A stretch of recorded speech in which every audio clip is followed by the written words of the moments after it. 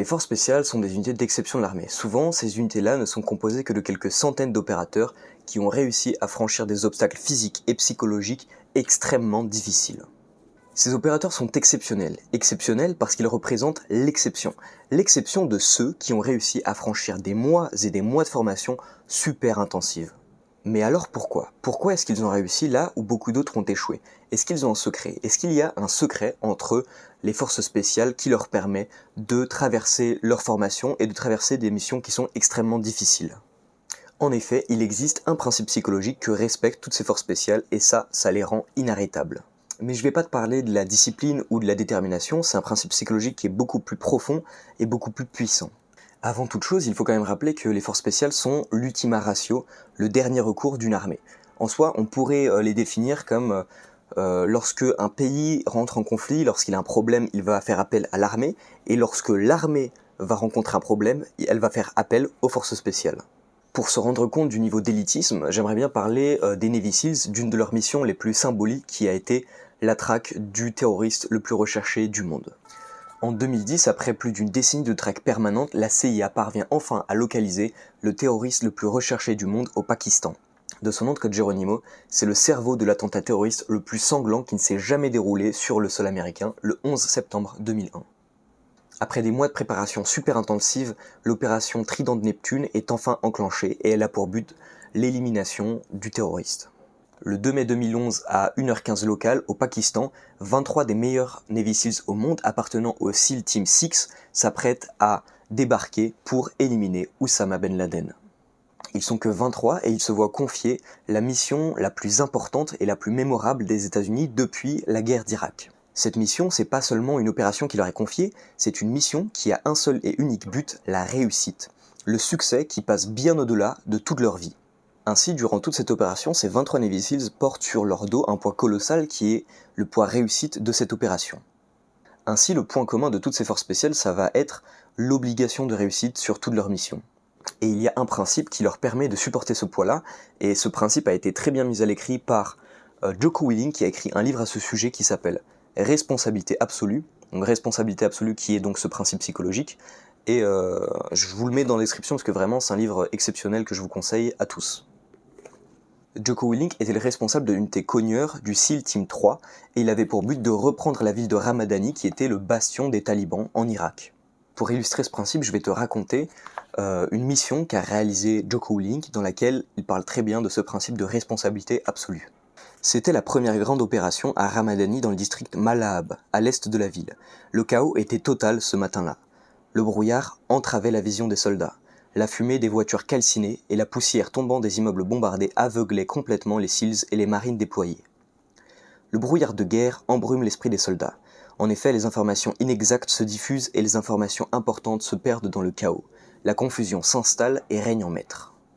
La position des troupes amies, donc les soldats américains et les Irakiens, s'en mêle avec les positions des insurgés ennemis. Jocko Willink entend dans le réseau radio qu'une des équipes de tireurs d'élite SEAL appelle des chars Abrams en renfort. Le soutien des chars Abrams, l'artillerie lourde, n'est appelé qu'en dernier recours, alors Jocko Willink comprend très vite que la situation est très grave et il se rend sur le lieu de crise. Il aperçoit un des chars Abrams qui pointe son canon vers un bâtiment prêt à tirer. Le sergent d'artillerie dans le char lui affirme qu'il y a à l'intérieur du bâtiment des insurgés qui ont tiré sur les forces alliées dès qu'elles ont essayé de rentrer dans le bâtiment. Les insurgés ont réussi à tuer un soldat irakien, donc qui était un soldat allié, et alors que le sergent d'artillerie coordonnait une frappe aérienne sur le bâtiment, Jocko observa le bâtiment, criblé de balles, et il s'était dit que quelque chose ne va pas, qu'il y a quelque chose qui cloche. Jocko et les chars Abrams se trouvaient tout proches de l'endroit où une des équipes TIL devait se positionner. Alors Jocko, il va dire à l'artilleur « Garde ce que tu as en ligne de mire, je vais jeter un coup d'œil ». Il s'approche du bâtiment que l'artilleur veut faire bombarder, à la surprise du sergent évidemment, mais Jocko traverse la rue, il s'approche de la porte, l'ouvre à grands coups de pied, et alors qu'il s'attendait à tomber sur des terroristes prêts à le canarder, il tombe nez à nez avec un chef de peloton SEAL dans le bâtiment où devaient se trouver les insurgés. C'est à ce moment-là que pour Jocko tout était devenu clair. Dans la confusion, un groupe de soldats irakiens s'est égaré hors des limites de la zone qu'on leur a attribuée, pendant que l'équipe des tireurs d'élite SEAL était dans le bâtiment. Donc les SEAL ont vu un homme avec une AK-47 pénétrer dans la maison, et avec la pénombre, les soldats ont tiré mortellement sur ce soldat irakien en pensant que c'était un taliban. C'est un tir allié. Le tir allié, c'est absolument tragique, Pour Jocko Willink, c'est la pire des choses qui puissent arriver à la guerre. Et encore pire, ça s'est produit sous son commandement. Une fois que tous les Américains et Jocko Willink soient rentrés à la base, Jocko attendait l'enquêteur en chef qui va probablement chercher un bouc émissaire, quelqu'un responsable de ce tir allié. Mais Jocko Willink, en tant que commandant de l'unité Conure du SEAL Team 3, il dit à tout le monde, à tous les soldats et à l'enquêteur en chef, qu'il n'y a qu'une seule personne à blâmer, c'est moi. Je suis le commandant, je suis responsable de l'ensemble de l'opération. En tant que commandant, je suis responsable de chaque action qui a lieu sur le champ de bataille. Il n'y a personne d'autre à blâmer que moi. Et je vais vous le dire tout de suite, je veillerai à ce que rien de pareil n'arrive à nouveau.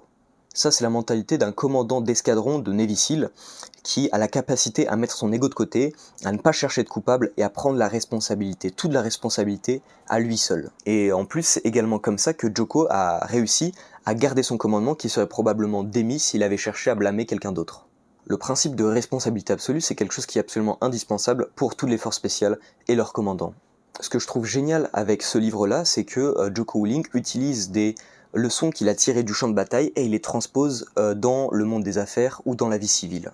Parce que ce principe de responsabilité absolue n'est pas spécifique au milieu militaire, mais on va également le retrouver dans la vie de tous les jours. Maintenant, je vais vous donner une technique pour appliquer ce principe de responsabilité absolue, et c'est pas quelque chose qui vient de moi, c'est quelque chose qui vient de David Goggins. David Goggins qui est un...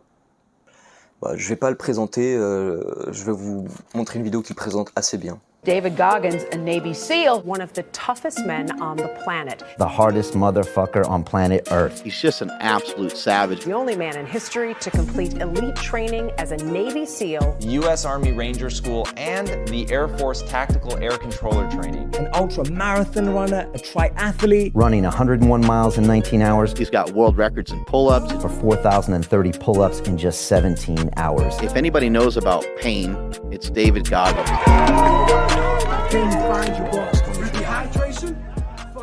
Alors, loin de tout ce qui est David Goggins aujourd'hui, c'est quelqu'un qui vient de très loin.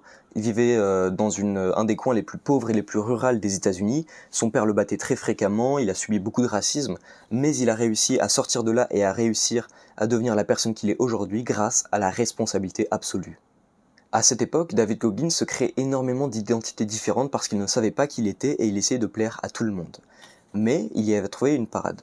Donc dans le coin où vivait David Goggins, il y a très peu de personnes qui l'aimaient en réalité, et il essaie toujours de s'adapter aux gens et de s'effacer lui-même au profit des autres. Mais lorsque David se regardait dans le miroir chaque matin pour se couper les cheveux, chose qu'il fait depuis ses 16 ans, il ne pouvait pas se mentir. Il se regardait, lui, à nu, et il regardait ses vrais yeux.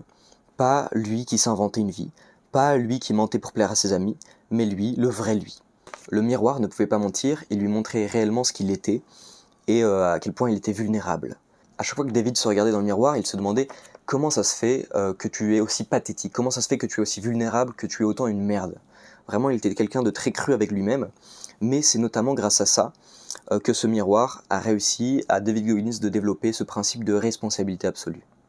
À chaque fois qu'il se voyait dans le miroir, il se demandait qu'est-ce que je peux faire aujourd'hui qui me rendrait fier? Quelle est la petite chose que je peux faire qui va me rendre meilleur que la personne que j'étais aujourd'hui? Donc qu'est-ce que toi tu peux faire? À chaque fois que tu te regardes dans le miroir, tu te demandes est-ce que hier j'ai fait quelque chose qui me rend fier aujourd'hui? Si la réponse est non, colle-toi un post-it et à chaque fois tu vas essayer de réaliser ce qui a été écrit sur ce post-it. Si on prend l'exemple du GIGN par exemple, ce sont des opérateurs qui à chaque fois ont une mission qui est différente, dans un lieu qui est différent. Un appartement qui est différent, l'agencement de la pièce est différente, le nombre d'otages est différent, la psychologie du preneur d'otages est différente, etc. L'environnement continue de changer en permanence. Mais à aucun moment, ces opérateurs ils vont se dire « Ah là, c'est trop compliqué, on abandonne la mission. Ah ouais, mais la psychologie du forcené, du preneur d'otages est trop complexe, c'est un malade, il va nous blesser, donc nous on va partir tranquillement et on va rentrer chez nous. » C'est quelque chose qui est absolument impensable, parce que c'est la dernière roue du carrosse. Et si c'est la dernière roue du carrosse, ils ont un réel devoir de responsabilité absolue et coûte que coûte, peu importe l'environnement auquel ils font face, ils vont quand même aller de l'avant, rentrer, intervenir, rentrer dans l'appartement et sauver les otages parce que c'est réellement ce à quoi il en coûte. Ok, donc le but de cette vidéo c'est de te faire prendre conscience de l'importance de la responsabilité absolue qui, comme tu l'as vu, est présente absolument partout chez toutes les forces spéciales, que ce soit chez les Navy Seals ou bien le GIGN par exemple. On va retrouver toujours des individus qui vont se sentir responsables d'absolument tout. Et ce, peu importe ton environnement. Donc le but de cette vidéo, c'est de te faire prendre conscience de l'importance de la responsabilité absolue, de l'importance que tu dois porter à te sentir responsable de tout ce qui t'arrive, peu importe ton environnement.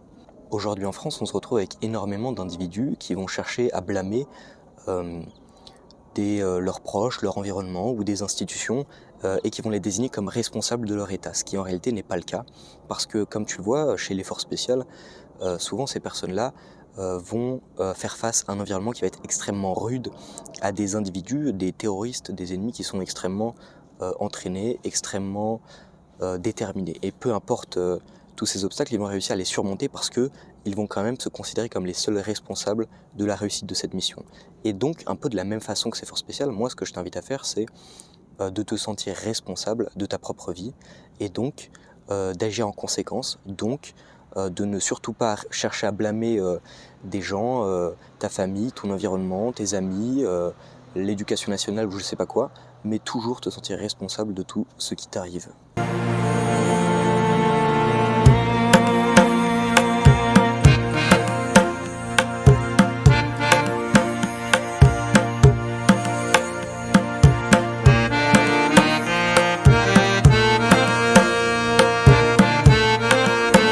Enfin, si tu veux, tu retrouves dans la description, j'ai fait un tout petit e-book de 7 habitudes que j'ai condensées, qui est disponible gratuitement et qui va te servir à reprendre ta vie en main. Donc c'est les 7 habitudes que moi j'ai utilisées personnellement et ce qui m'a beaucoup aidé à essayer d'être plus discipliné et beaucoup plus productif. Donc je t'invite, si tu le souhaites, juste lire ce que j'ai écrit et j'espère sincèrement que ça va t'aider.